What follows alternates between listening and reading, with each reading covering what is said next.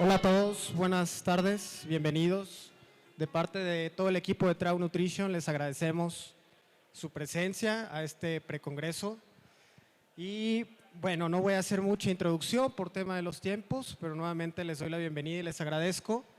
Creo que nuestra primera ponencia y nuestro primer ponente no necesita presentación, es el doctor Víctor Quintero, a quien amablemente le pido que suba y le doy la palabra. Gracias, doctor. Adelante.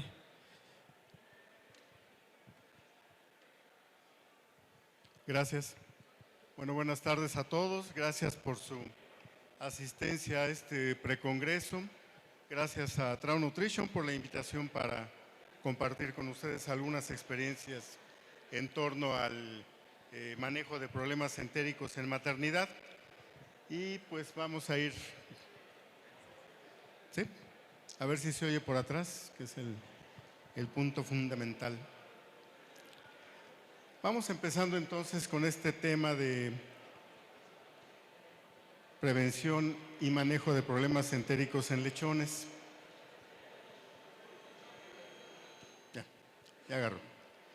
Bueno, vamos a hablar en primer lugar del cerdo al nacimiento. El cerdo al nacimiento es un animalito que al ser parido lo estamos expulsando a un medio ambiente hostil, en donde finalmente vamos a tener un cambio de temperatura, viene de un ambiente tibio, húmedo, donde él estaba cómodo, y lo arrojamos a un medio ambiente que generalmente, y todos conocemos las maternidades, es un medio ambiente contaminado, un medio ambiente con una variación importante de temperatura, sobre todo cuando los esquemas de manejo de maternidad no son los adecuados y en ese caso no les damos la temperatura adecuada en los nidos. Tiene que aprender a alimentarse de una manera diferente a partir de la leche y no a partir de la sangre de la madre. En fin, es un cambio radical en la vida del lechón al momento de nacer y tiene que irse adaptando a este cambio. Finalmente, dentro de este aprendizaje de alimentarse, pues también tiene que de alguna manera competir con sus hermanos de camada que buscan el mismo fin, alimentarse y obtener el mejor lugar disponible dentro de la glándula mamaria para que la alimentación sea de lo más adecuada. Entonces, es un lechón que arranca su vida en una competencia por espacio y por alimentación, por mantener una temperatura confortable. El otro tema relevante dentro de este nacimiento es que al momento de caer el lechón en el piso de la malla de maternidad, en el nido, en la cama, vamos a tener el enfrentamiento con una serie de bacterias que están presentes dentro del medio ambiente y que generalmente vienen como parte de la materia fecal. El lechón en su paso por el canal vaginal adquiere una carga microbiana, al momento de tener contacto con la vulva adquiere otra carga microbiana más y finalmente en el suelo va a encontrarse materia fecal que va a complementar esta carga microbiana que va a colonizar su intestino y es a lo que llamamos microbiota. Toda la mañana se ha hablado en torno a cómo se desarrolla la microbiota y que requerimos una microbiota equilibrada para que esto a su vez mantenga un equilibrio fisiológico con el intestino del lechón, no tener un problema de variaciones importantes de microbiota que alteren el funcionamiento del intestino. La microbiota va a tener algún papel dentro del proceso inclusive digestivo. Algunas de las bacterias que se encuentran presentes en la microbiota intestinal contribuyen a la digestión de algunos nutrientes, los degradan, favorecen o facilitan su absorción o eventualmente su eliminación. Por otro lado, la microbiota también contribuye al desarrollo de la inmunidad intestinal y en parte también a la inmunidad sistémica, ya que el intestino, recordemos, es el órgano que tiene la mayor cantidad de tejido linfoide. Por lo tanto, toda esta presencia de microbiota, esta proliferación de agentes dentro del intestino va a estar estimulando este sistema inmune, madurándolo, haciendo que esto sea pues cada vez más evolucionado en el lechón. Recordemos que el lechón durante el proceso de maternidad aún no tiene su sistema inmune completamente desarrollado. Requiere hasta 5 semanas para completar su maduración inmunológica y en este periodo tiene que estar sometido a una serie de estímulos que van a favorecer este desarrollo inmunológico y parte de ello es papel de la microbiota. Desgraciadamente, y como vemos en el último punto, la microbiota puede modificarse muy fácilmente con el uso de antibióticos, dado que esta microbiota es muy susceptible a esta presencia de medicamentos del tipo antibiótico que pudiera alterar su equilibrio. Y pues quizás uno de los problemas más graves al que nos enfrentamos en las granjas a nivel de lechón de maternidad y en el destete son las altas cargas antibióticas que manejamos dentro de los procesos de manejo y que al final ocasionan alteraciones en esta microbiota intestinal. Entonces, el uso prudente de antibióticos tendrá que ser una herramienta a definir. Y bueno, adelante se hablará en parte de este uso de antibióticos y ahí pues enlistamos una pequeña parte de todo el conglomerado de bacterias que integran esta microbiota intestinal. Son varias decenas de grupos bacterianos que están en este equilibrio dentro del intestino. Ahora, cuando hablamos de salud intestinal, precisamente hablamos de una funcionalidad adecuada de toda la estructura intestinal y además en equilibrio con la microbiota, de tal forma que podemos mantener los procesos de digestión. Recordemos que el intestino tiene funciones digestivas, procesos de absorción, desde agua, elementos pequeños, minerales, vitaminas, hasta elementos más complejos, como puede ser la absorción de aminoácidos, de grasas, de carbohidratos. Todo este proceso forma parte de esta salud intestinal. Cualquier alteración del equilibrio fisiológico nos altera la capacidad de absorción. Entonces perderíamos esta funcionalidad intestinal. Desgraciadamente, cuando alteramos la microbiota, también alteramos esta funcionalidad y es factible que tengamos problemas de crecimiento en el lechón. A veces nos preguntamos por qué el lechón no crece, por qué cuando destetamos un lechón de 21 días nos está pesando 5 kilos, 5 kilos y medio, y no nos preguntamos si no lo que estamos haciendo es acabar con la microbiota, alterar la digestión del lechón y con ello reducir la capacidad de crecimiento que tienen estos animales. Entonces, siempre es un punto importante a ir evaluando. En la parte de inmunidad intestinal, pues inicialmente el lechón va a estar protegido de la microbiota patógena o potencialmente patógena que recibe con la materia fecal de la madre a partir de la inmunidad calostral. Lo primero que hace el lechón una vez que logra secarse, logra acomodarse en la cama, es buscar un pezón para poder absorber leche. De esa manera, el lechón ingiere calostro y este calostro va a mantenerlo protegido, sobre todo de la microbiota patógena o potencialmente patógena que se encuentra en el medio ambiente. De ahí que sea tan importante el proceso de calostrado. Sin calostrado no hay protección intestinal. Y bueno, hay una serie de factores que pueden alterar en ese sentido la calidad en cuanto al calostrado. Al mismo tiempo que se protege al intestino, también se permite el contacto con esa microbiota para generar inmunidad.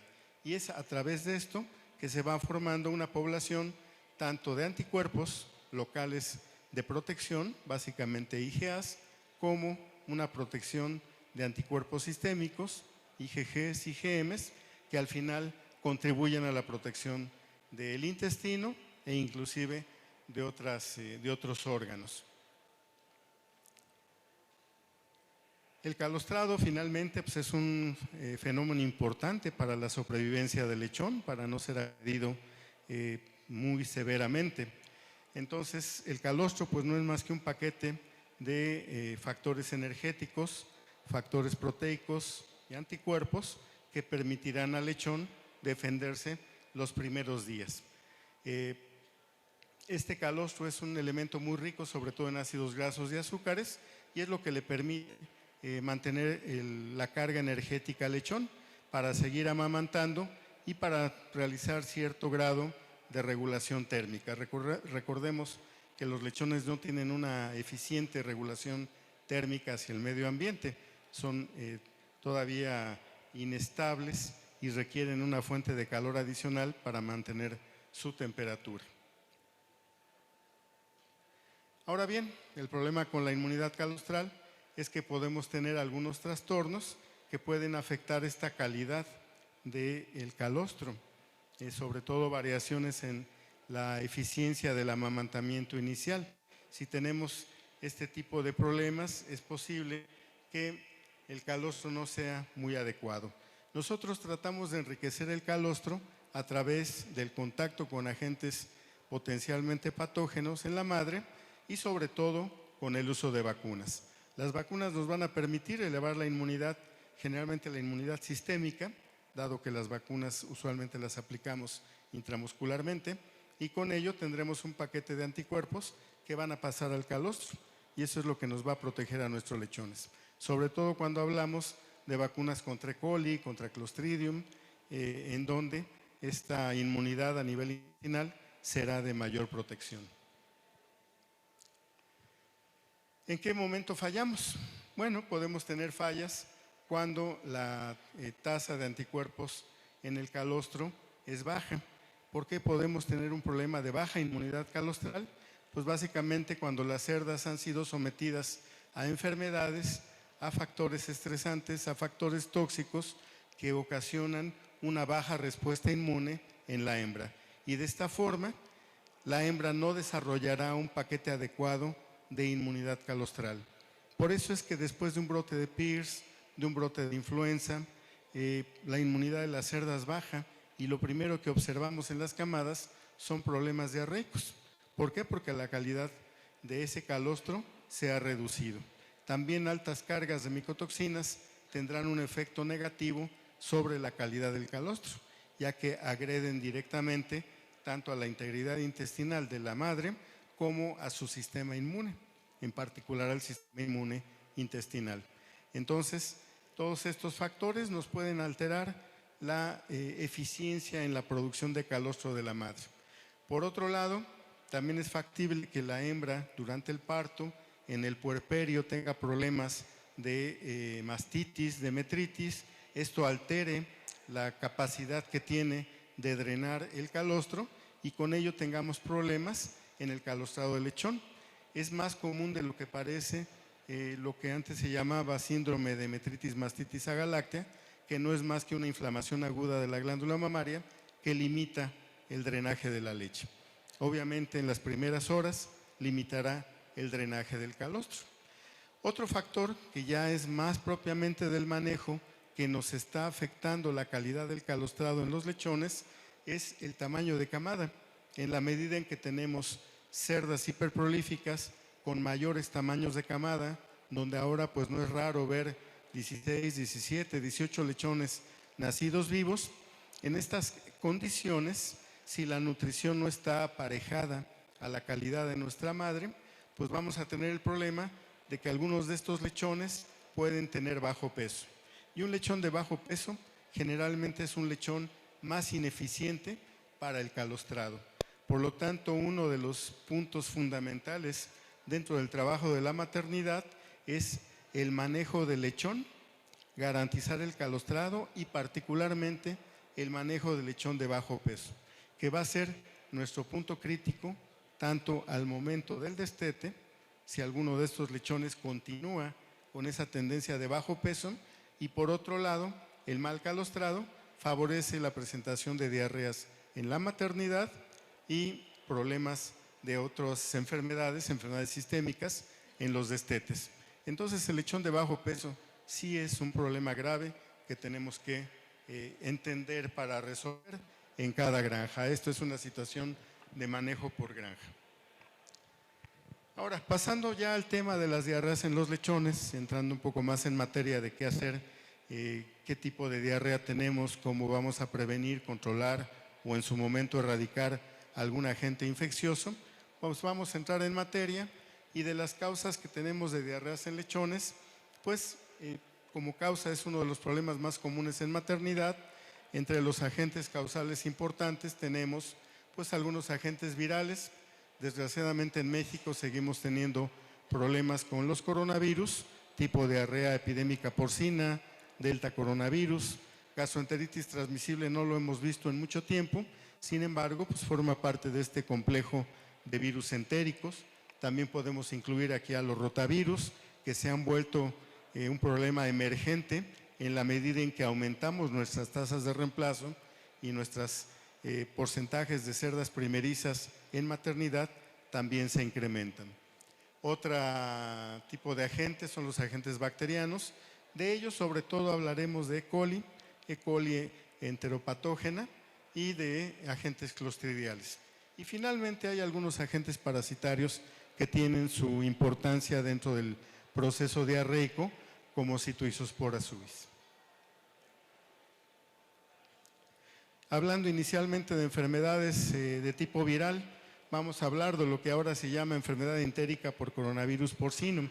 Este nombre se le dio en Estados Unidos una vez que se hizo la definición de caso, básicamente porque aunque tenemos bien delimitados los agentes virales, tenemos alfa coronavirus, dentro del cual tenemos el virus de diarrea epidémica porcina, tenemos el virus de la gastroenteritis transmisible del cerdo y por otro lado tenemos al delta coronavirus. Estos virus en realidad clínicamente no son fáciles de diferenciar, dan un proceso de enfermedad muy parecido, por lo tanto se han considerado como un complejo de enfermedad y por eso este término de enfermedad entérica por coronavirus porcino. Y en muchas de las granjas lo que estamos encontrando es no solo uno de los virus. A veces encontramos diarrea epidémica porcina y delta coronavirus simultáneamente. Y pues ya ahí estamos frente a un complejo de enfermedad. Por otro lado, podemos también tener problemas relacionados con rotavirus porcino, que es un grupo diferente a los coronavirus, pero que también tiene este impacto dentro de del equilibrio de microbiota intestinal. ¿De qué depende que se presenten estos cuadros de agentes virales en maternidades? Pues básicamente de que la carga viral en el medio ambiente sea muy alta o bien que la inmunidad calostral y la inmunidad en la leche sea muy baja. Y de esa manera los virus pueden proliferar y generar enfermedad.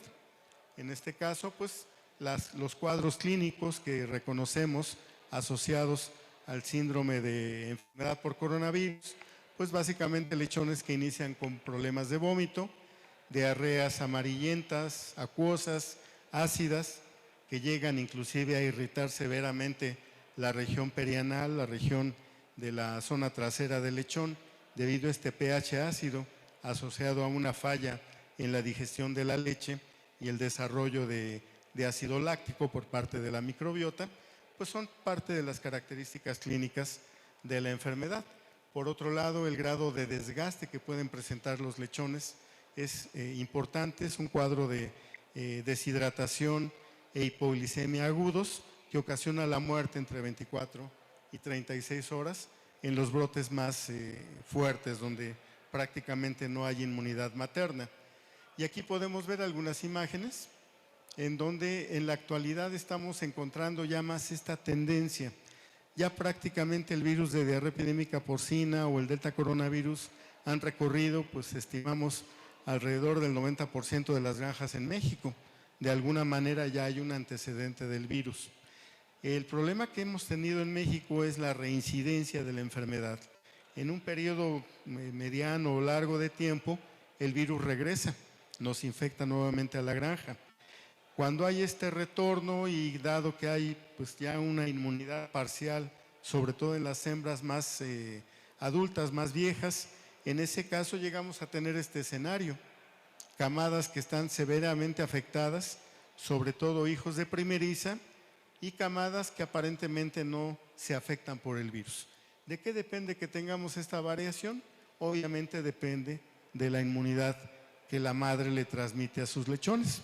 Y sabemos que las hembras primerizas tienen una muy baja inmunidad contra estos virus cuando ingresan por primera vez a la granja. Entonces, es ya parte de estos nuevos escenarios que vemos en las granjas, derivado de nuevos brotes de diarrea epidémica. Otra cosa que podemos observar es la sobrevivencia de los lechones. En un brote de primera vez, en un brote en una granja que tiene varios años, que no ha sufrido la presentación del virus, pues normalmente vamos a tener lo que llamamos un PET endémico. El virus está permanentemente dentro del medio ambiente, afecta solo a algunas camadas, pero estas camadas que presentan diarrea van a tener un desgaste importante. El hecho es que los promedios de peso al destete se bajan considerablemente y nuestra curva de variación de peso al destete también se amplifica, dado que tenemos un mayor porcentaje de lechones destetados de bajo peso, animalitos que estarán entre 2,5 kilos a 4 kilos, que se ubica el patrón del peso al destete de un cerdo recuperado de diarrea epidémica. Y pues podemos ver estos cerditos que están encima de la madre tratando de calentarse, y pues como podrán ver, la calidad del lechón que vamos a destetar pues no va a ser la óptima. Un lechón con un intestino muy dañado, con muy baja capacidad de absorción, logró sobrevivir, sí, pero no en las mejores condiciones y no va a tener la mejor rentabilidad cuando llegue este animal a la venta. Ahora bien, vamos a pasar ya un poco al tema de, bueno, ¿por qué se infectan las granjas y qué podemos hacer para evitar que se infecten de nuevo? Que es realmente el coco de la situación en México.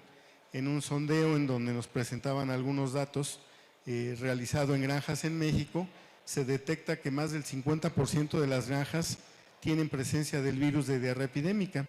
Es una tasa de infección muy elevada. Realmente es un virus que ya vive en las granjas y periódicamente nos está generando problemas.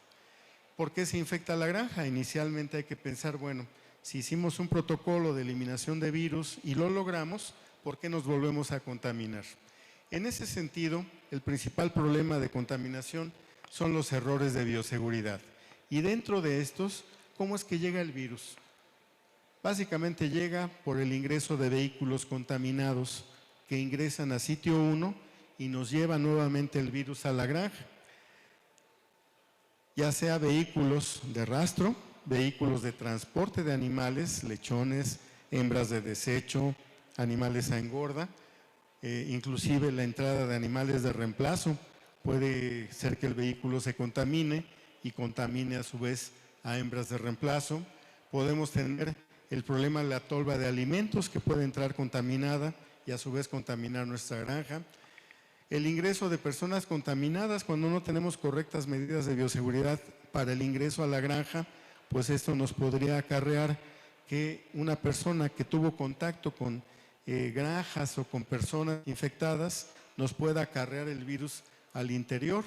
Lo mismo en el caso de objetos contaminados. Sabemos que las cajas se pueden contaminar fácilmente y al recibir una caja de medicamentos, una caja de unicel con vacunas que no es adecuadamente desinfectado, puede acarrear también el virus. Cualquier cosa que lleve materia fecal contaminada es un material potencialmente infectante. Fallas en el control de la fauna nociva.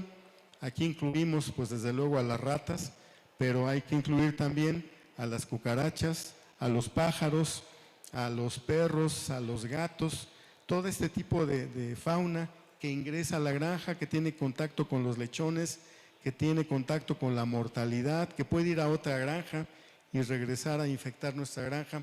También será muy importante mantener una bioseguridad contra la fauna nociva. Desgraciadamente, contra la contaminación aérea no hay mucha protección. Si tenemos una granja a 500 metros y esa granja tiene PET, es muy difícil evitar que ese virus ingrese a nuestra granja. Entonces, desgraciadamente, ahí el tema de bioseguridad, desde el momento en que instalamos la granja, será importante. Si estamos rompiendo el esquema de delimitación de granjas y espacio entre una y otra, pues obviamente nos exponemos a tener infecciones horizontales, infecciones cruzadas. Finalmente puede ser el ingreso de cerdos portadores. Nos llega a pasar con el reemplazo, que se puede infectar en el camino a la granja, desarrolla el virus en la cuarentena, Si no lo detectamos a tiempo, puede ser que ingrese al sitio 1 y meternos la infección. Y bueno, un poco siguiendo el proceso de transmisión de la infección, ¿qué es lo que ocurre en los cerdos en México? ¿Qué es lo que hemos observado? ¿Qué es lo que permite la infección de las granjas? Pues básicamente, si tenemos una granja donde tenemos en el sitio 3 problemas de diarrea asociada a PET, y esto se ha vuelto un problema endémico muy importante. Las granjas de engorda de flujo continuo mantienen el PET mucho tiempo, porque cada lote que llega de animales se infecta y eso le da mantenimiento al virus. Solo las granjas, todo dentro, todo fuera, logran eliminar la infección, pero una granja de flujo continuo es bien difícil eliminarlo y se vuelve un lugar endémico. Estos cerdos enfermos se mandan a rastro y en el rastro, pues obviamente, van a tener contacto con otros vehículos. El rastro es el mejor lugar para la contaminación entre vehículos. Ya sabemos la costumbre que tienen los choferes, siempre se bajan del vehículo, van a ver cómo desembarcan sus cerdos, van a ver cómo desembarcan los cerdos del compañero, se meten a los corrales, se contaminan por todos lados, se suben a la cabina y regresan a la granja.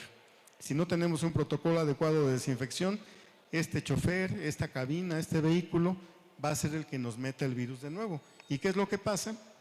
El vehículo regresa a cargar animales a la engorda y pues a través de esto puede contaminar otra engorda. Al final, pues tendríamos que estar verificando que los vehículos lleven lavados, desinfectados y además hay que mantener un esquema de auditoría para estos vehículos, no dejarlo confío en mi chofer, confío en mi cliente que llega con su vehículo lavado, pues no, hay que tener un protocolo de evaluación para corroborar que la desinfección fue correcta. Y lo que nos va a pasar generalmente es que del rastro infectamos un sitio 3, el sitio 3 a su vez infecta los sitios 2, porque el vehículo que transporta cerdos de sitio 2 a 3 va a arrastrar la infección al sitio 2, finalmente del sitio 2 arrastramos la infección al sitio 1 y así sucesivamente. Una vez que tenemos brote en el sitio 1, vamos a llevar el virus al sitio 2 y luego al sitio 3. Y peor aún, pues esto va a transmitirse de granja en granja. Entonces el rastro se encargará de repartir virus a todas las granjas que entregan animales en este rastro. Conclusión, pues tendremos que romper esta cadena de infección a través de un adecuado lavado de vehículos. Es el punto más importante y llevamos casi 10 años peleando porque se hagan lavados de vehículos y la verdad es que son contadas las empresas que tienen un sistema adecuado de limpieza y auditoría de vehículos. Otra forma de contaminar una granja es a través del alimento. Algunas materias primas, se ha comprobado, pueden transportar el virus activo y contaminar el alimento. Eso se comprobó en Estados Unidos con los trabajos de Scott D., que demostraba que un embarque de alguna materia prima podía ir contaminada, podía llegar al país comprador, incorporarse en las plantas de alimento y de ahí repartir un alimento contaminado a las granjas. Entonces, esta es otra forma que se tiene de infectar una granja. Actualmente ya existen algunos productos que sanean de alguna manera el alimento y con ello reducen el grado de contaminación.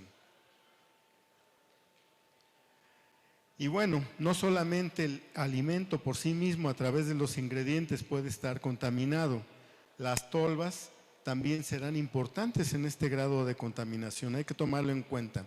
Es bien común que se laven los camiones que transportan cerdos, pero con frecuencia no se lavan las tolvas de alimento. Y entonces la tolva es el que transporta a los virus, sobre todo en zonas como aquí, como en Tepa, en las zonas de Guanajuato, de La Piedad, en Tehuacán, en Puebla, zonas densamente pobladas en donde los vehículos se pueden encontrar en la carretera. Y no es raro que vaya una tolva de alimento y se cruce con un camión de cerdos que van a rastro y que pueden ir contaminados de PET.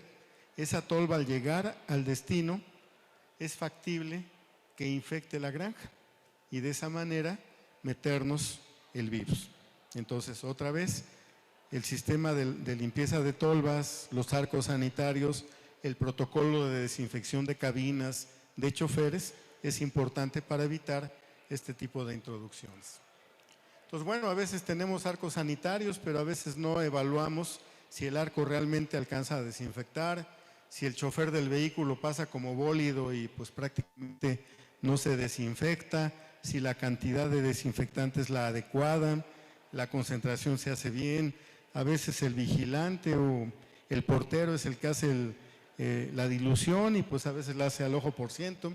Entonces, pues no siempre la calidad de esta desinfección es buena. Siempre hay que vigilar cómo quedan de desinfectados nuestros vehículos antes del ingreso a una granja. Bien, una vez que tenemos el brote, una vez que ya entró el virus a la granja, ¿qué vamos a hacer para controlar y eliminar la enfermedad? Nuestro protocolo de evaluación generalmente incluye una evaluación clínica, ver cómo está la situación de la granja en el tema de la diarrea.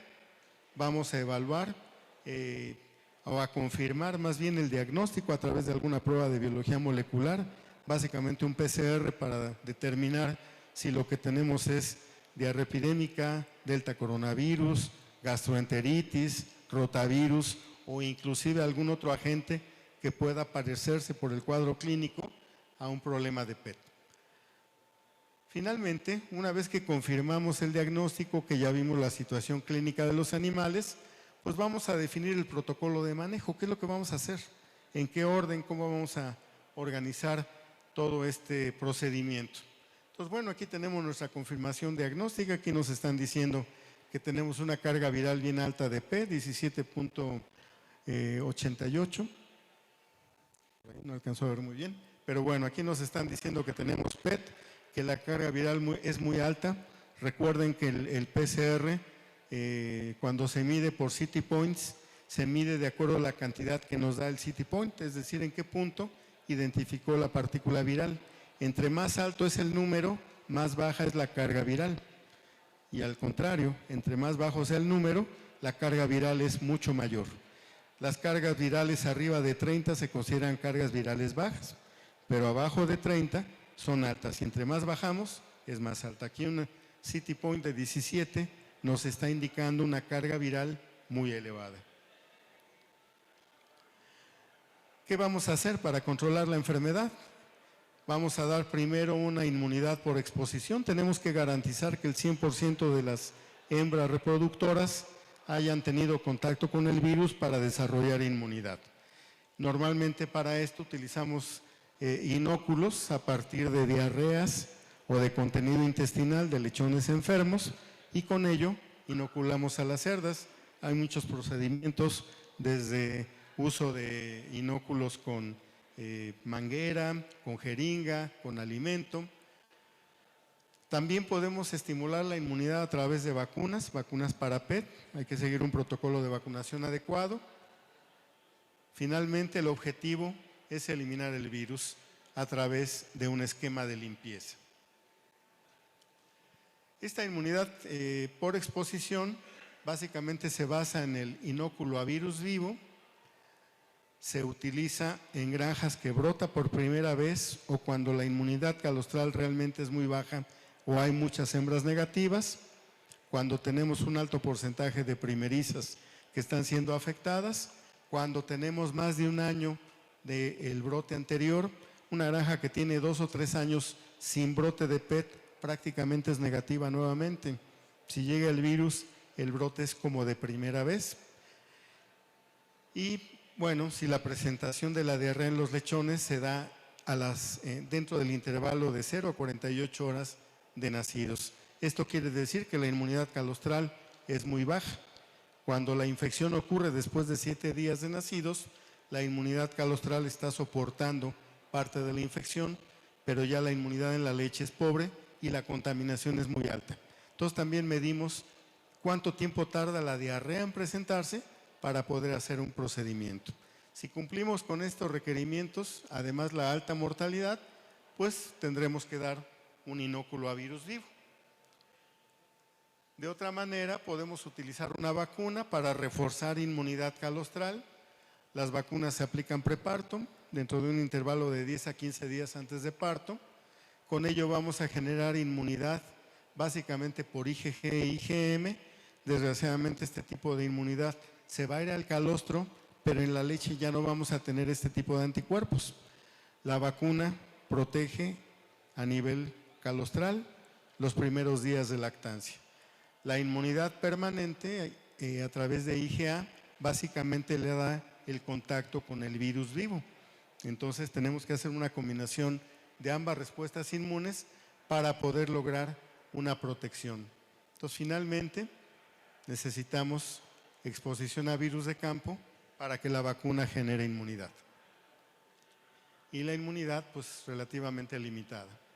¿Cómo vamos a eliminar el virus? Pues ya que tenemos nuestra respuesta inmune organizada, montada en todas las cerdas, pues lo que hacemos es un protocolo de limpieza, un protocolo de bioseguridad y organizamos al personal de la granja para reducir la tasa de contaminación de maternidades y mejorar la eficiencia en el trabajo. En primer lugar, en el caso de la limpieza, eliminamos lechones muertos, lechones enfermos que sabemos que no van a tener posibilidad de sobrevivencia, pues es mejor eliminarlos. Tenemos que desarmar maternidades, hacer una limpieza profunda, utilizar desengrasantes. Recordemos que el virus es un virus envuelto, susceptible a detergentes, por lo tanto es muy importante el lavado con detergente y después seguir un protocolo de desinfección.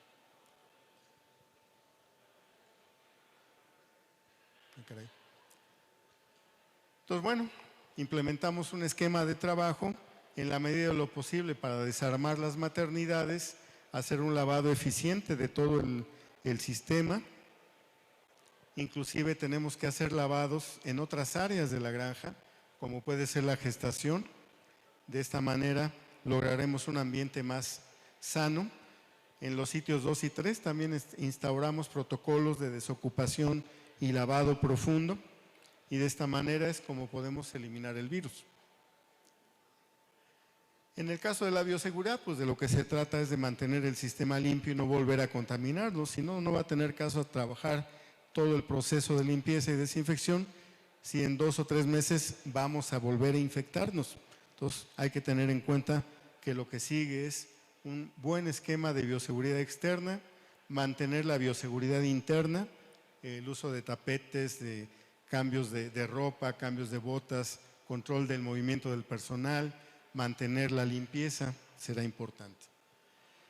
El personal tiene que estar capacitado, tiene que entender qué estamos haciendo, por qué lo estamos trabajando, para que tengan claras sus actividades y podamos evaluar el resultado. Y el resultado final es la eliminación del virus de la granja. También parte del trabajo que se asigna a la gente para lograr un equipo de trabajo que funcione de acuerdo a lo que necesitamos.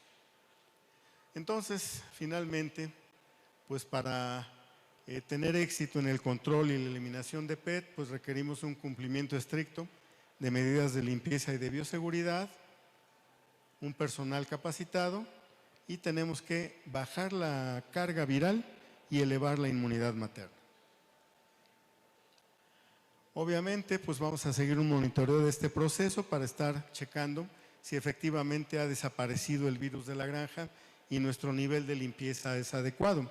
Podemos medir la limpieza a través de cargas de materia orgánica o bien medir la presencia del virus a través de pruebas de PCR.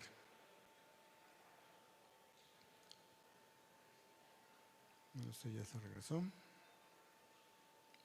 Bien, eso es básicamente lo que podemos comentar sobre diarrea epidémica, que es yo creo que el tema más importante por la alta incidencia que tenemos. Este año nuevo otra vez tenemos un montón de brotes de PED, entonces otra vez estamos repitiendo la misma conversación en torno al control de PED. Y bueno, las otras diarreas importantes relacionadas con la microbiota intestinal, microbiota potencialmente patógena, son las enfermedades bacterianas. Dentro de estas, comentábamos, tenemos colibacilosis, en donde tenemos algunas variantes de coli particularmente patógenas. La patogenicidad y la virulencia de la cepa de coli está relacionada sobre todo con el tipo de antígenos fimbriales que tiene y las toxinas que puede liberar. De ahí que sean cepas enterotoxigénicas y básicamente hablamos de bacterias que pueden liberar toxinas termoestables o bien antígenos fimbriales, como el F4, el F5, el F6, el F41, que le da la posibilidad a la bacteria de adherirse al epitelio intestinal. Del otro lado tenemos a los clostridios. Los clostridios, igual que coli, son bastones. En este caso, Clostridium gram positivos, en el caso de coli, gram negativos. Y dentro de los clostridios que se han ido reconociendo, y probablemente no es que no existieran, lo que pasa es que cada vez se mejora la técnica de diagnóstico, pues tenemos identificados como causales de diarrea Clostridium perfringens tipo A, Clostridium perfringens tipo C y Clostridioides difficile. Dentro de la colibacilosis, pues las cepas patógenas relacionadas con estos antígenos fimbriales son capaces de producir toxinas que alteran el funcionamiento intestinal, desequilibran el proceso de absorción y excreción de fluidos y electrolitos, particularmente bicarbonatos. No causan un daño físico importante en el epitelio, pero sí alteran el funcionamiento del intestino. Y el balance es negativo, se elimina más agua que el agua que se puede absorber. Así pues tendremos este tipo de camadas con diarreas cremosas, amarillas, espesas, con lechones que se van desgastando gradualmente. Aquí sí, el uso de antibióticos, una vez que tenemos el problema clínico, nos puede llegar a ayudar en la respuesta. Ahora bien, si todos los cerdos tienen E. coli y potencialmente colis patógenas, ¿por qué no todos se enferman? Pues bueno, hay una serie de agentes, de factores predisponentes que de alguna manera pueden permitir el desarrollo de este tipo de colibacilosis enterotoxémicas o enterotoxigénicas. Uno, excesiva suciedad de la maternidad. Aquí son errores de lavado, errores de desinfección, cerdas sin un baño previo, acumulación de estiércol ya que tenemos los partos, si no tenemos rutinas adecuadas de limpieza. Toda la suciedad dentro de maternidad incrementará las cargas de coliformes. También, obviamente, errores en el calostrado, lechones débiles que no calostraron bien, son los más susceptibles a desarrollar problemas de coli, problemas en la producción de leche de la madre, frío en la lechonera. La colega de la plática anterior habló un poco de estos factores de estrés del lechón como predisponentes para diarrea. Efectivamente, esto permite que haya una proliferación de coliformes, variaciones de temperatura importantes, sobre todo o mucho frío o mucho calor dentro de la maternidad y en los nidos, enfermedades de la cerda, brotes de PIRS, de influenza, de circovirus en las marranas. Cuando hacemos manipulación excesiva de lechones, cuando hacemos muchos cambios, también alteramos el equilibrio dentro de las camadas. Y finalmente, fallas vacunales. A veces se vacuna mal contra E. coli y pues tendremos problemas relacionados. El control pues obviamente estará enfocado a higiene en maternidades, higiene en el momento del parto, tener partos lo más limpio posibles. A veces decimos que pues una maternidad prácticamente debería ser un quirófano para poder recibir a los lechones. Tenemos que usar vacunas para colibacilosis, tenemos que verificar los procesos de calostrado. El uso de probióticos ayuda a estimular la respuesta inmune local en el intestino. También cuando tenemos problemas requerimos el uso de antibióticos específicamente contra el problema que tenemos y sobre todo mantener la hidratación y la energía del lechón con algunos sustitutos en lechones que tienen o están afectados en sus camadas. El otro agente que es muy importante son los clostridios. En la actualidad se ha observado que un porcentaje pues elevado, hasta arriba de un 40% de las diarreas que vemos en maternidades están asociadas a clostridios. Todavía coli puede ser el más común, sin embargo Clostridium es una bacteria que está en la pelea tratando de ser el más importante como causa de problemas diarreicos. Tenemos 3 clostridios principales, comentábamos, Clostridium perfringens tipo A, tipo C y Clostridioides difficile. Estas bacterias están dentro del intestino, se pueden multiplicar en condiciones adecuadas, sobre todo condiciones de anaerobiosis en el intestino, sobre todo cerditos indigestos, y en ese caso pues podremos o tendremos que controlar el problema. Los clostridios producen toxinas y esas toxinas causan daño en la mucosa intestinal, lo que permite por una parte lesión de la mucosa y por otra pérdida en la capacidad de absorción. Igual que en el caso de coli, algunos factores predisponentes: lesiones intestinales virales previas severas, disbiosis de la microbiota, y en particular este tema es importante para clostridios y probablemente por eso cada vez vemos más cuadros de clostridiasis en las maternidades. Tenemos rutinas de antibioticoterapia, entre comillas, para control de respiratorios. Entonces, lo primero que hacemos con un lechón cuando nace es inyectarle un antibiótico. A los 7 días, otro antibiótico. 14 días, otro antibiótico. 21 días, otro antibiótico. Destetamos con antibiótico. Recibimos al lechón en destete con antibiótico. El preiniciador trae antibiótico. Todo tiene antibiótico. ¿Qué es lo que pasa entonces? Pues que tenemos un problema de alteración de la microbiota grave. ¿Y qué es lo que va a pasar? Que estas bacterias resistentes al antibiótico van a proliferar. Aquí dejamos un cuadrito con los antibióticos que más afectan la microbiota intestinal y predisponen al crecimiento de clostridios en orden de importancia: los que más afectan, los que afectan medianamente, los que afectan un poco menos. Pero si se fijan, amoxicilinas, cefalosporinas son de uso común en las maternidades, desgraciadamente contribuyen a favorecer este tipo de problemas. Y bueno, la limpieza es otro factor que es muy importante. La signología es semejante a coli, es muy difícil distinguirla o diferenciarla del cuadro de colibacilosis, quizás un poco más agresivo en términos de diarrea. Se puede identificar por lesiones, el edema en las asas del colon, el llamado edema del mesocolon, es una lesión muy característica de los clostridios, y también enteritis hemorrágicas en lechones de maternidad puede sugerir que hay un problema de clostridiasis. Otra vez, enteritis hemorrágicas con contenidos sanguinolentos pueden asociarse a Clostridium perfringens tipo C. Ya vamos a acabar, un minutito. Y bueno, Clostridium perfringens tipo C en particular es una bacteria que tiene toxinas muy potentes, alfa y beta, y causa lesiones severas en la mucosa intestinal con hemorragia. Así que la diarrea aquí es francamente sangre, pérdida importante de lechones por esta hipovolemia, por esta pérdida de sangre, y unas enteritis hemorrágicas muy severas.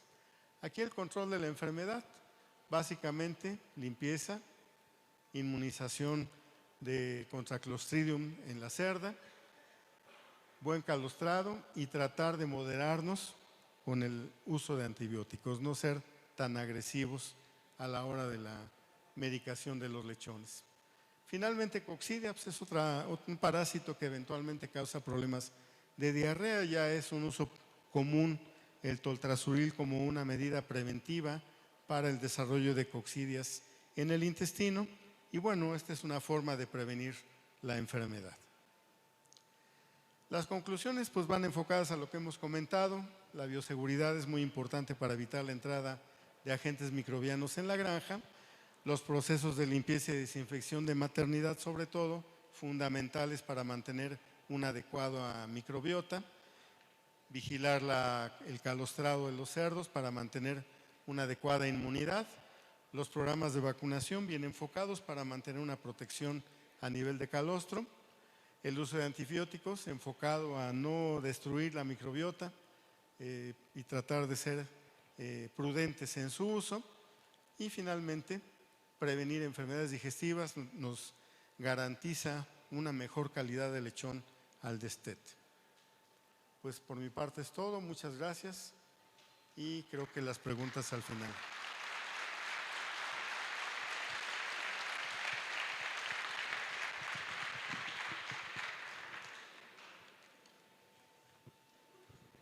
Gracias.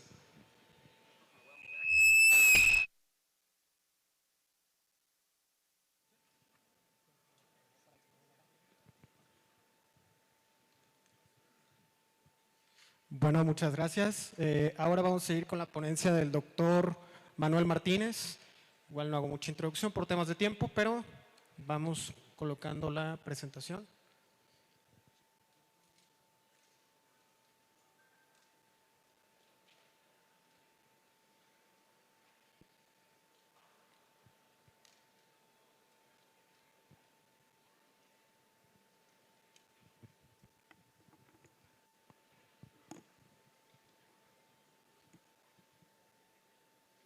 ¿Qué tal? Buenas tardes a todos. Es un gusto que nos acompañen. Antes de iniciar, me gustaría agradecer a Alan Becaj por el espacio brindado para tener este seminario previo al inicio de su congreso en su edición 2023, la cual espero sea totalmente exitosa y que todos los asistentes se vean beneficiados de la información que se esté presentando. El tema que les voy a presentar el día de hoy es alimentación líquida complementaria en el lechón para un inicio saludable. La intención es comentarles alguna información científica que se tiene disponible en relación a cuál es el beneficio de este tipo de estrategia de alimentación en lo que es el estado de salud, el desempeño productivo de los lechones a corto plazo, pero también hay bastante información de respaldo que nos indica que todo el buen trabajo que nosotros podamos estar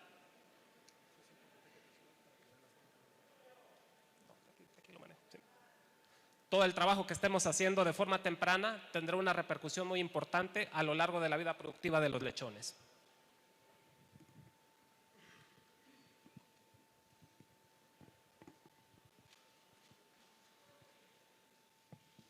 Quiero iniciar presentándoles una información que me pareció bastante interesante. Yo en lo particular no la conocía. Esta información es emitida por la Organización Mundial de la Salud y es en relación a la tasa de mortalidad que se tiene en menores de 5 años, en niños recién nacidos. En este caso son estadísticas del año 2004, en donde se estima que fallecieron alrededor de 9.5 millones de infantes. Aquí es muy interesante ver cómo del 37% de las bajas que se tuvieron en este periodo fueron en el periodo neonatal, en el primer mes de vida de los infantes. De las principales causas de mortalidad que se identificaron fueron infecciones de carácter neonatal, asfixia, trauma al nacer, partos prematuros y bajo peso al nacimiento de los infantes. Ya en periodos posteriores, el mayor porcentaje de mortalidad está dictado por lo que es la presencia de diarreas, neumonías y muy interesante también este dato, el 35% de las muertes en los menores de 5 años está asociado en algún grado a malos manejos alimenticios o a problemas de desnutrición en los infantes. ¿Qué es lo que pasa en el año 2019?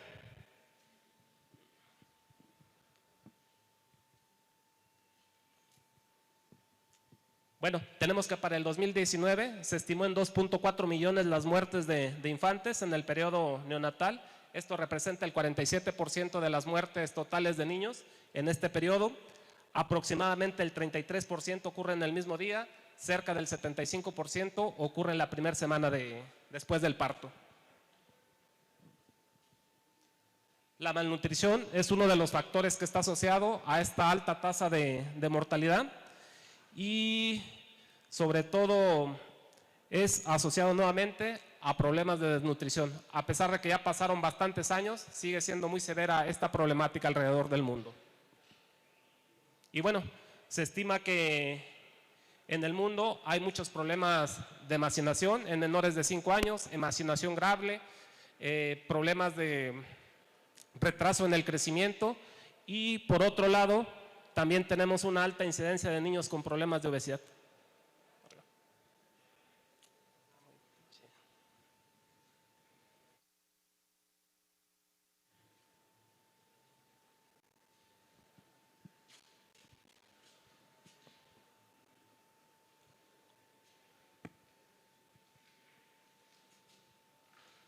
Y bueno, parte de las problemáticas asociadas a esta alta tasa de mortalidad es esta situación, que la alimentación complementaria que están recibiendo los infantes en etapas tempranas no es la adecuada en cuanto a calidad, en cuanto a tiempos, entonces esto nos acrecenta mucho la problemática.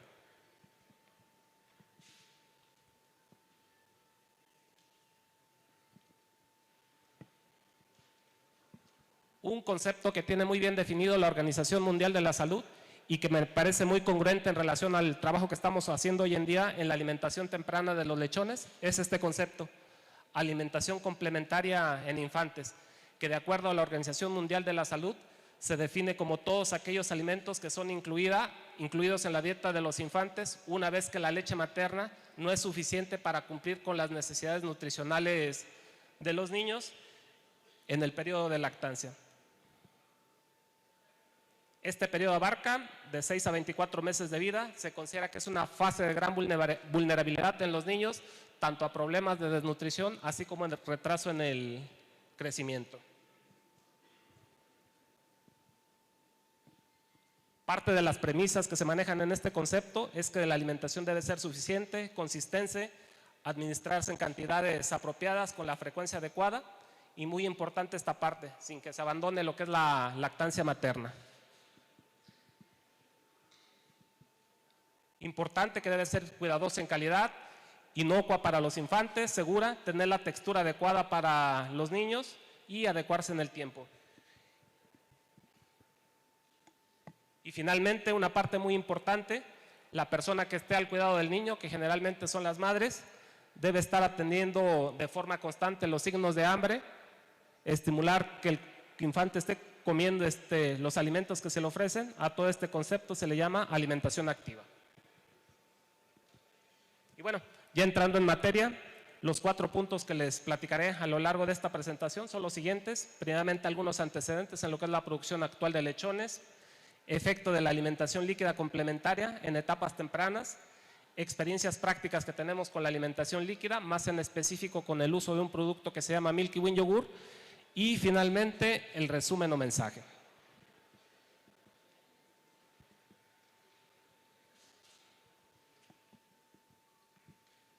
Esta fotografía, yo creo que la mayoría de nosotros que nos toca visitar granjas la hemos visto. Son cerdas con capacidad de producir camadas bastante numerosas, lo que mencionaba el doctor Víctor Quintero, cerdas hiperprolíficas. El término técnico para definir este tipo de hembras es de que son aquellas cerdas que tienen capacidad de producir más de 15 lechones por parto o que tienen mayor cantidad de partos en relación a sus tetas disponibles. Una característica de estas camadas numerosas es de que demandan una alta producción de leche por parte de la cerda. Se dice que en ocasiones puede demandarse la producción equivalente a 1.5 veces el peso de la hembra. Otra de las características que tienen las cerdas hiperprolíficas es que son hembras con un apetito reducido.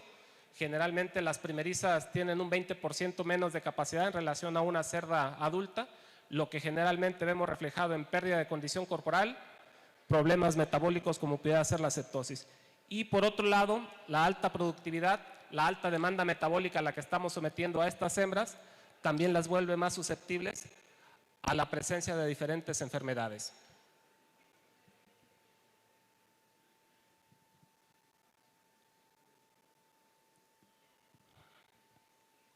Y bueno, tenemos camadas muy numerosas. El potencial de tener mayor cantidad de lechones nacidos vivos ha ido incrementando conforme va pasando el tiempo. De forma proporcional, la cantidad de lechones que nosotros estamos destetando también ha incrementado, pero tenemos un gap aquí muy importante, en este caso ocasionado tanto por la cantidad de lechones nacidos muertos, así por la propia mortalidad que se está dando a lo largo del periodo de lactancia.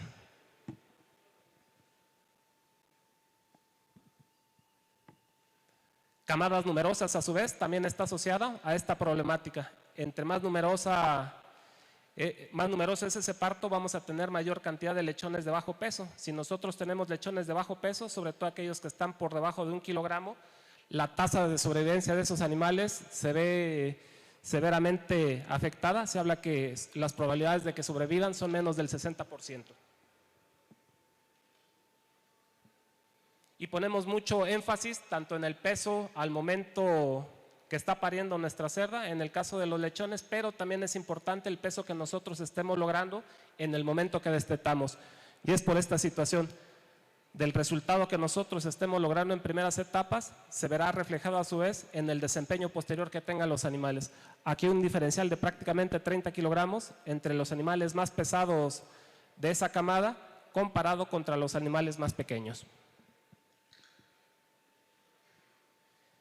Otra de las problemáticas también asociadas a lo que son camadas numerosas es de que el consumo de calostro se ve seriamente afectado en relación a la capacidad de consumo que tiene cada lechón. Camadas más numerosas, menos opción de consumo.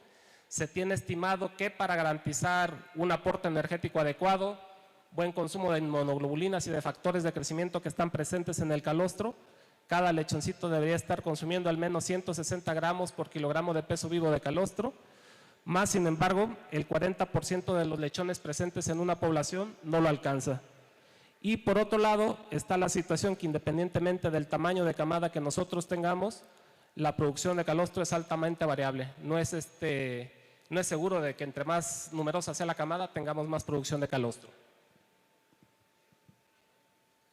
Si no garantizamos que nuestros animales consuman buena cantidad de calostro, la cantidad de mortalidad que nosotros vamos a estar obteniendo a lo largo de todo el periodo de lactancia es muy alto en relación a aquellos animales en los que garantizamos un consumo por arriba de los 250 gramos. Por otro lado, el consumo de calostro también tiene un efecto muy marcado en la tasa de crecimiento que presentaron los animales en etapas posteriores.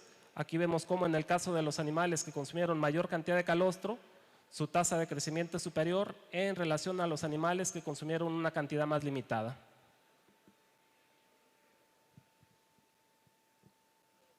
Y no solo es el calostro, sino también conforme va incrementando el tamaño de camada, aunque la producción de leche por parte de la cerda va incrementando de forma proporcional, esta llega a un límite biológico, de forma tal que llega un momento en que entre más lechones tenemos presentes en nuestra camada, la opción de consumo de leche va disminuyendo de forma importante, sobre todo cuando tenemos camadas más allá de 11 lechones. Se habla que para asegurar un buen desempeño de los animales, el consumo mínimo esperado por día sería de 1000 gramos de leche. Si ustedes se dan cuenta que a partir de 12 lechones tenemos un gap en la producción de leche y en el consumo de nutrientes al que tienen acceso.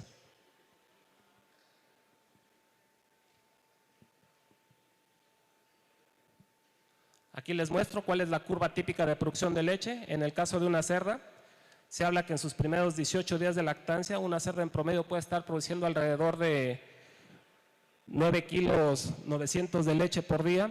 En el pico de lactancia, que se estima se da alrededor del día 19, pudiéramos llegar a tener en promedio una producción de 16 kilogramos de leche por día. Pero este nivel de producción va a depender de la condición corporal de nuestra cerda y va a depender también a su vez del consumo de alimento que nosotros estemos logrando.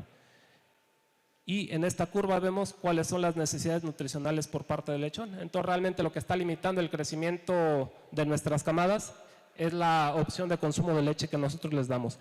Y por otro lado también está este dato, que conforme va avanzando el periodo de lactancia, el índice de transformación de leche a ganancia de peso va incrementando, pasando de 3.78 a 4.89 del día 3 al día 17 de lactancia.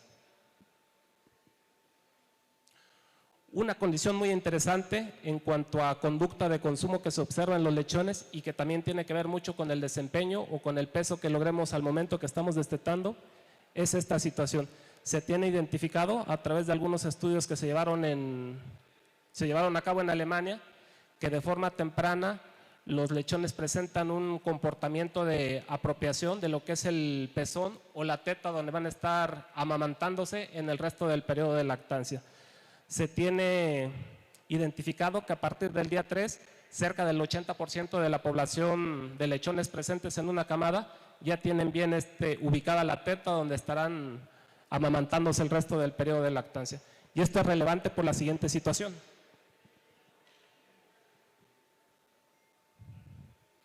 También se tiene bien estudiado que dependiendo la posición de la teta en el vientre de la cerda, va a ser diferente la producción de leche que nosotros estemos obteniendo. Y sobre todo las tetas pectorales tienen una mayor capacidad de secreción en relación a las tetas que están en el tren posterior de la cerda. Por otro lado, también se tiene identificada esta situación, que generalmente los lechones más pesados en una camada son los que se ubican en las tetas pectorales, las tetas que secretan mayor leche, y típicamente los lechones de menor peso son los que quedan en las tetas posteriores, son lechones pequeños y son lechones que están quedando ubicados en las tetas con una menor secreción láctea. ¿Cuál es el resultado de este comportamiento de los animales? Pues bueno, definitivamente los animales más grandes de la camada van a tener más opción de consumo, van a ser animales más exitosos en el momento que nosotros estemos destetándolos. Y por otro lado, los animales pequeños siguen con un fuerte desafío en cuanto al consumo de nutrientes y la posibilidad de ser lechones exitosos a lo largo de su vida productiva. ¿Cuál es el efecto de la alimentación complementaria si nosotros la manejamos de forma adecuada? Pues bueno, lo más importante de este tipo de estrategias es esta situación. Cuando tenemos camadas numerosas, cuando tenemos muchos lechones de bajo peso presentes en una camada, el que nosotros le estemos ofertando de forma temprana opción de consumo a esos lechones nos puede ayudar a garantizar su sobrevivencia, a que sean lechones más vitales, más vigorosos, con más peso, que tengan opción de consumo en el momento que nosotros los estamos destetando. Desde hace muchos años se viene identificando esta problemática, se ha hecho bastante investigación al respecto. Este es un trabajo que se llevó a cabo en 1996 por parte del doctor Ruth Silstra, en donde valoró 3 tratamientos en lechones que se empezaron a monitorear a partir del día 18 de vida. Los 3 tratamientos fueron grupo de lechones que se mantuvieron consumiendo leche materna, aquí vemos la curva, grupos de lechones consumiendo sustituto de leche de alta calidad, aquí vemos la curva, y animales que se les ofreció exclusivamente alimento seco.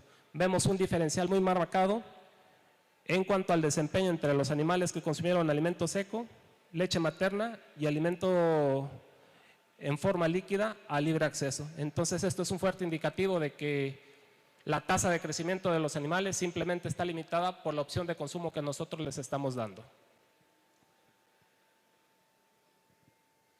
Este es otro trabajo, en este caso llevado a cabo en el año 2001, en cerdos que se destetaron a partir de los 4 kilogramos de peso. Se evaluaron 4 tratamientos: alimentación líquida, alimentación seca, y la misma alimentación líquida y la misma alimentación seca, pero con 2 condiciones de temperatura. Una temperatura estándar a 30 grados centígrados y una temperatura segregada que estuvo fluctuando entre 30 a 20 grados centígrados a lo largo del día. De lo más destacable de esta investigación es ver cómo en el caso de los animales que consumieron alimento en forma líquida presentaron un comportamiento superior en relación a aquellos que se les ofertó alimento seco. Y por otro lado, en el seguimiento que se les dio a estos grupos de animales hasta el día 49 después de haber iniciado el tratamiento, podemos observar cómo nuevamente los animales que consumieron alimento líquido siguen mostrando un comportamiento superior.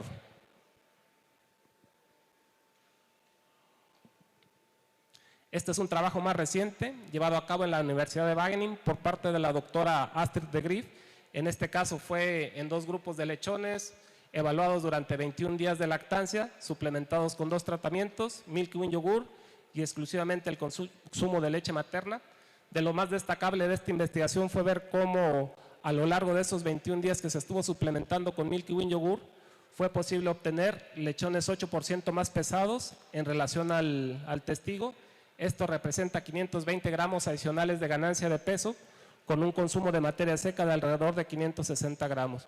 Un dato adicional que se obtuvo en esta investigación fue ver cómo, conforme fue pasando el tiempo, la cantidad de lechones que empezaron a consumir el alimento complementario que se les ofertó pasó de 7% en la primera semana a 87% en el momento que nosotros los estábamos destetando. Y este efecto en mejorar la ganancia de peso en los lechones es por esta situación. En el momento que nosotros estamos exponiendo a sustratos diferentes a la leche materna a nivel intestinal, podemos obtener este beneficio en lo que es el desarrollo de las estructuras a nivel intestinal. Estas son las microvellosidades en los animales que consumieron Milky Win yogur comparado contra el tratamiento control. En este caso vemos una superficie más desarrollada, mayor cantidad de vellosidades, más proliferación celular, que también es un indicativo de que tenemos mayor cantidad de enterocitos disponibles para los procesos de absorción.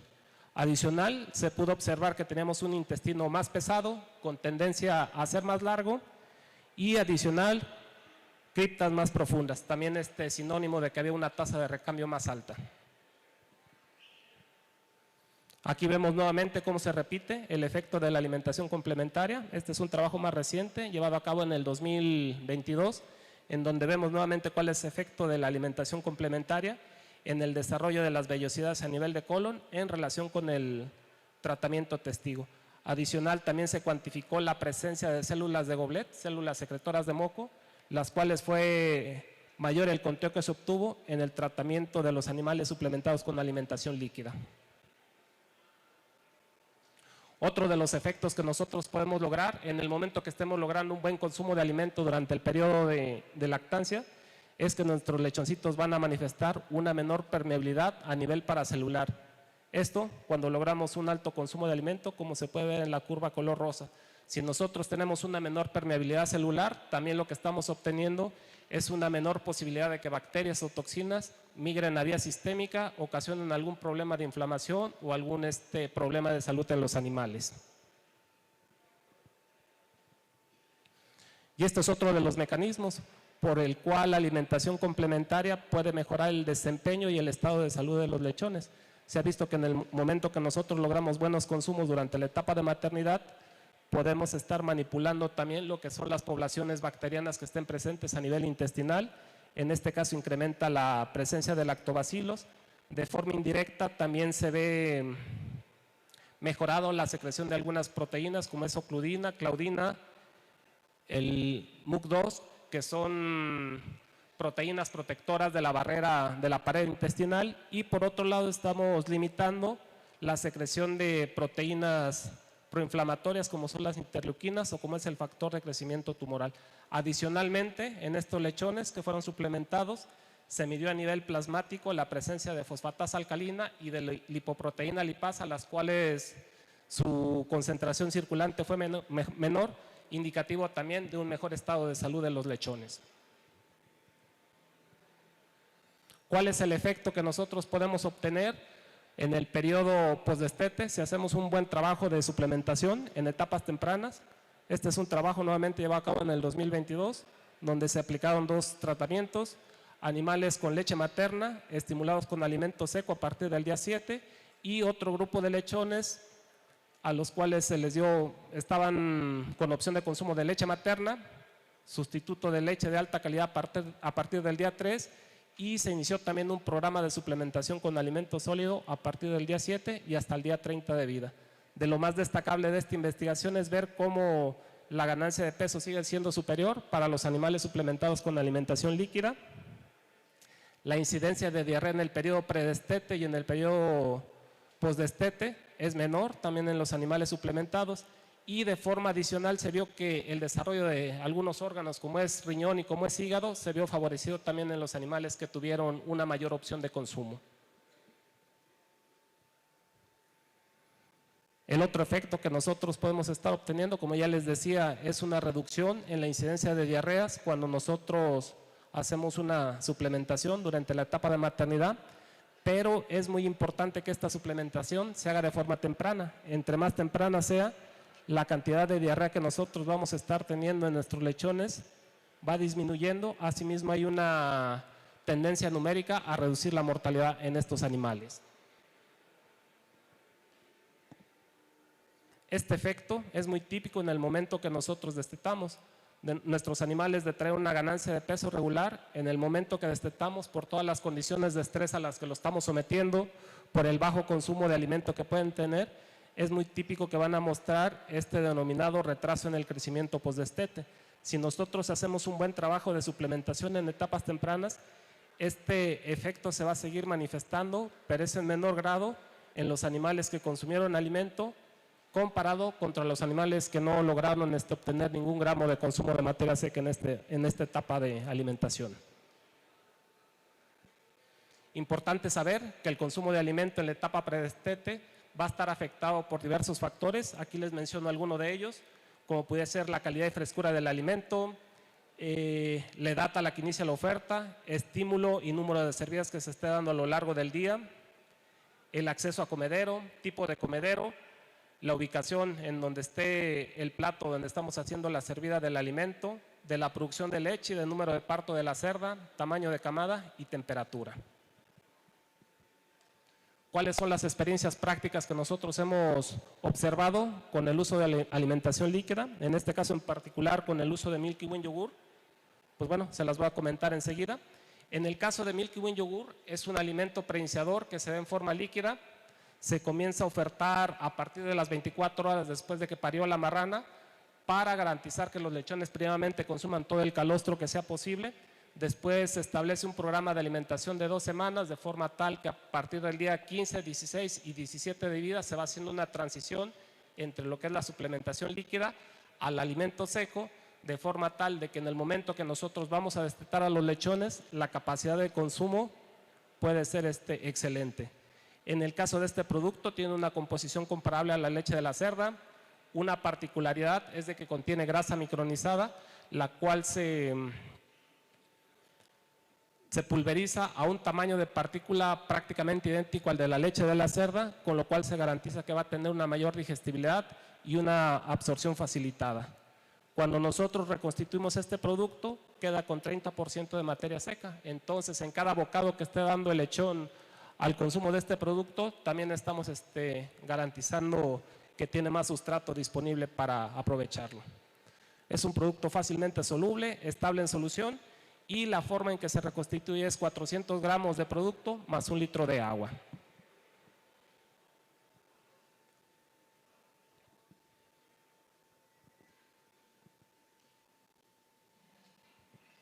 Y bueno, aquí les muestro cuál es el efecto que nosotros estamos buscando con la suplementación temprana.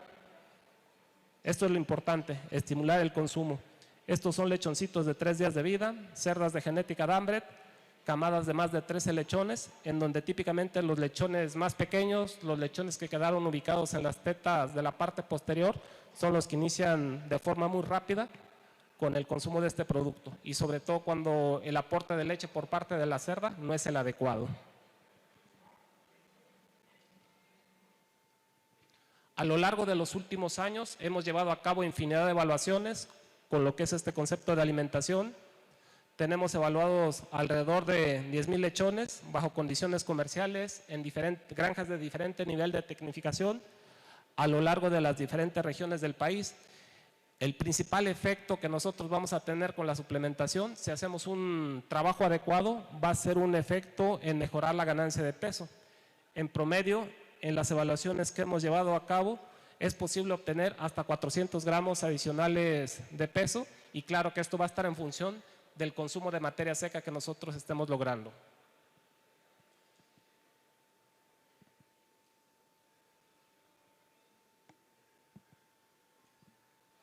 En cuanto al consumo de materia seca, es el principal indicador de que también estamos haciendo el trabajo. Aquí les muestro las gráficas que nosotros obtuvimos en una de las evaluaciones que hemos llevado a cabo, en donde fue posible monitorear día con día cómo fue evolucionando el consumo de materia seca. Aquí ustedes pueden ver en la curva color verde cómo a partir del día 15 se corta lo que es la suplementación con el Milky Win yogur.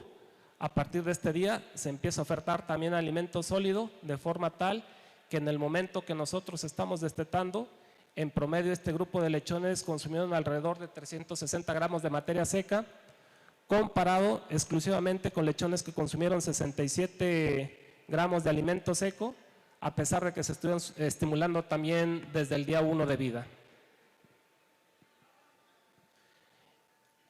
Podemos mejorar el consumo de materia seca, podemos tener lechones más pesados, pero otro de los efectos que también hemos visto con la suplementación líquida es esto: reducción en el coeficiente de variación. Conforme nosotros logramos un mejor consumo de materia seca, es posible reducir la variación de peso de nuestras camadas en el momento que estamos destetando. Y esto pues realmente es muy deseable por el efecto que les mencioné al principio de cuál era la implicación que tenía esa enorme variación de peso, ya sea al nacimiento o en el momento que estamos destetando. Bajo ciertas condiciones, y sobre todo cuando tenemos camadas muy numerosas, cerdas hiperprolíficas, mucho lechón de bajo peso, también hemos visto que es posible reducir la mortalidad en las camadas. En promedio hemos llegado a obtener hasta 0.4 lechones adicionales por camada destetada.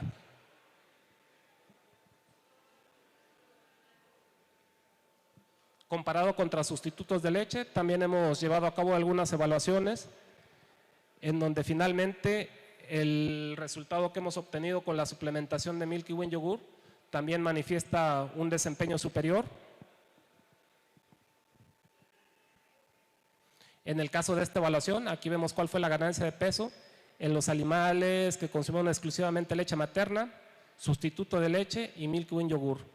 Con Milky Win Yogur fue posible lograr 0.55 kilogramos adicionales de peso contra 0.3 en el caso de sustituto de leche, adicional al efecto que se puede obtener en reducir el coeficiente de variación. Principal efecto de la suplementación líquida es mejorar la ganancia de peso. Este trabajo lo llevamos a cabo en Sonora en el año 2020, en donde en forma promedio fue posible obtener 360 gramos adicionales de ganancia de peso por lechón, pero en el momento que nosotros separamos la información por paridad, nos dimos cuenta que también hay un resultado diferenciado dependiendo la particularidad del número de parto de nuestras cerdas. En el caso de primerizas, logramos alrededor de 400 gramos adicionales de peso, cerdas multíparas, 270 gramos, y en el caso de cerdas de más de 5 partos, alrededor de 400 gramos adicionales de peso. Esto es lógico si nosotros tomamos en cuenta que las cerdas primerizas tienen una menor capacidad de producción de leche, o en el caso de las cerdas de mayor cantidad de partos, pueden tener atrofia de glándula mamaria, tienen menor cantidad de tetas funcionales, por lo cual la opción de consumo que le estamos dando a los lechones es mucho menor. Y aquí vemos nuevamente cuál es el efecto de hacer un buen trabajo de estímulo temprano del consumo. Estos son lechoncitos de 13 días de vida, en donde ya perfectamente después de succionar la leche que les está ofreciendo la marrana, terminan de succionar el pezón o la teta, y posteriormente, si tienen la opción de consumo, complementan su comida. Este es el efecto que nosotros estamos buscando al hacer una adecuada suplementación con este tipo de productos líquidos, que previo al